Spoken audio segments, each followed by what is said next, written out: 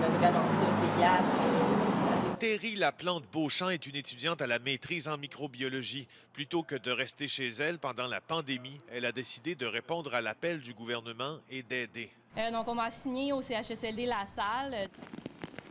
Le CHSLD La Salle est l'un des établissements où il y a le plus de victimes de la COVID-19 à Montréal. Pas une résidence privée, un centre entièrement public. Dans ce reportage, elle affirme y avoir été témoin de manquements graves. Elle a tenu un journal lors de ses 3 jours travaillés.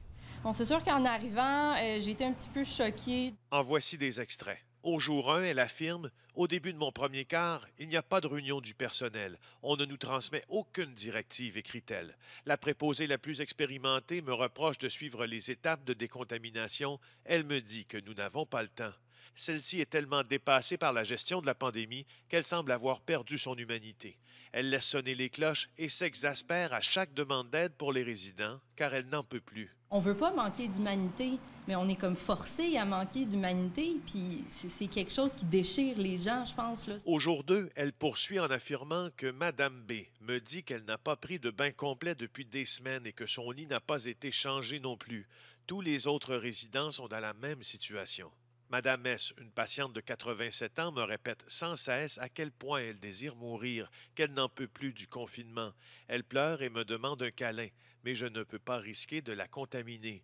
Madame S décédera subitement quelques jours plus tard. La plupart d'entre eux sont déshydratés car les préposés ont peu ou pas de temps pour distribuer de l'eau durant leur quart de travail. Les résidents ont les cheveux gras, les ongles sales et longs. Leurs vêtements sont souillés et réutilisés quotidiennement. Leurs chambres ne sont pas nettoyées et des mouches à fruits volent un peu partout. L'établissement empeste la négligence, s'indigne-t-elle.